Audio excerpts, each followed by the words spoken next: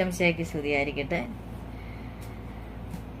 നോയമ്പ് സമയമുണ്ട്. നമ്മൾ ഓരോ ദിവസവും ഓരോ നിയോഗങ്ങളാണ് വയ്ക്കുന്നത്.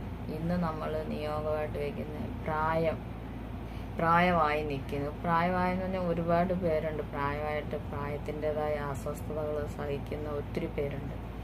കാരണം പിന്നെ രോഗങ്ങളുണ്ട്, അതിൻ്റെ കൂട്ടത്തിൽ പ്രായമായതിൻ്റെതായ ബുദ്ധിമുട്ട്, ഭയങ്കര നിരാശ കഴിയുന്ന, ഒന്നും ശാരീരികമായിട്ടൊന്നും ചെയ്യാൻ പറ്റുന്നില്ല, പിന്നെ അസുഖങ്ങൾ, അങ്ങനെയുള്ളവർക്കെല്ലാം മനസ്സിന് ശാന്തിയും സമാധാനവും സന്തോഷവും ഉണ്ടാകുവാനായിട്ട് നമുക്ക് പ്രത്യേകം ഈശോയോട് പ്രാർത്ഥിക്കാം. ഒരു നന്മ നിറഞ്ഞവനെ ചൊല്ലി നമുക്ക് കാഴ്ചവെച്ച് പ്രാർത്ഥിക്കാം. ഇന്ന് വായിക്കുന്ന വചനഭാഗം 25-ാമത്തെ അധ്യായം. നമുക്ക് പരിശുദ്ധാത്മാവിനോട് പ്രത്യേകം പ്രാർത്ഥിക്കാം.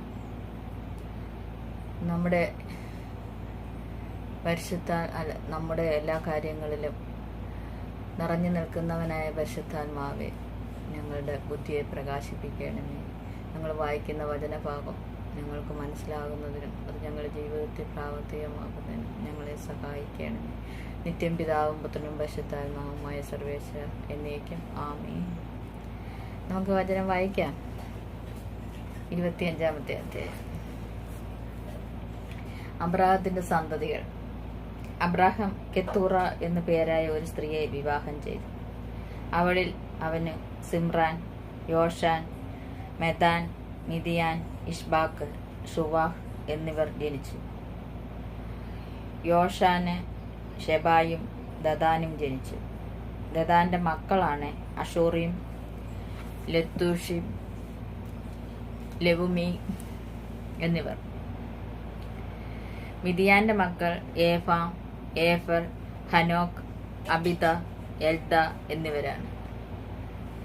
ഇവർ കെത്തൂറായുടെ സന്താനങ്ങളാണ്. അബ്രാഹാം തനിക്കുണ്ടായിരുന്നതെല്ലാം ഇസഹാക്കിന് കൊടുത്തു. തന്റെ ഉപനാരികളിലുണ്ടായ മക്കൾക്കും അബ്രാഹാം ധാരാളം സമ്മാനങ്ങൾ നൽകി. താൻ ജീവിച്ചിരുന്നപ്പോൾ തന്നെ അവരെയെല്ലാം മകനായ ഇസഹാക്കിൽ നിന്നും ദൂരെ കിഴക്കൻ ദേശത്തേക്ക് അയച്ചു. അബ്രാഹത്തിന്റെ മരണം. അബ്രാഹത്തിന്റെ ആയുഷ്കാലം 175 വർഷമായിരുന്നു. തന്റെ വർഷങ്ങൾ പൂർത്തിയായപ്പോൾ തികഞ്ഞ വാർദ്ധക്യത്തിൽ അബ്രാഹാം അന്ത്യശ്വാസം വലിക്കുകയും തന്റെ ജനത്തോട് ചേരുകയും ചെയ്തു. മക്കളായ ഇസഹാക്കും ഇസ്മായിലും മാമറയുടെ എതിർവശത്ത് സോഹാർ എന്ന ഹൃത്യന്റെ മകനായ എഫ്രോണിന്റെ വകയായിരുന്ന മക്പെല ഗുഹയിൽ അവനെ അടക്കി. ഹൃത്യരിൽ നിന്ന് അബ്രാഹാം വിലയ്ക്ക് വാങ്ങിയതായിരുന്നു ആ വയൽ. അവിടെ അബ്രാഹാം ഭാര്യ സാറായോടൊപ്പം സംസ്കരിക്കപ്പെട്ടു. അബ്രാഹത്തിന്റെ മരണത്തിന് ശേഷം ദൈവം അവന്റെ പുത്രൻ ഇസഹാക്കിനെ അനുഗ്രഹിച്ചു. അവൻ ബെൽഹായ്റോയിൽ പാർത്തു. ഇസ്മായിലിന്റെ സന്തതികൾ. സാറായുടെ ദാസിയായ ഈജിപ്തുകാരി ഹാഗാറിൽ അബ്രാഹത്തിനുണ്ടായിരുന്ന ഇസ്മായിലിന്റെ മക്കൾ ഇവരാണ്. ജനക്രമം അനുസരിച്ച് ഇസ്മായിലിന്റെ മക്കളുടെ പേര് വിവരം: ഇസ്മായിലിന്റെ കടിഞ്ഞൂൽ പുത്രൻ നെബായോത്ത്, തുടർന്ന് കേദാർ, അത്ബേൽ, മിത്സ, മിഷ്മ, ദുമ, മസ, ഹദാദ്, തേമ, യത്തൂർ, നഫീഷ്, കെദമ എന്നിവരാണ് ഇസ്മായിലിന്റെ പുത്രന്മാർ. ഗ്രാമങ്ങളും ആസ്ഥാനങ്ങളും അനുസരിച്ച് അവരുടെ വംശത്തിലെ 12 പ്രഭുക്കന്മാരുടെ പേരുകളാണിവ.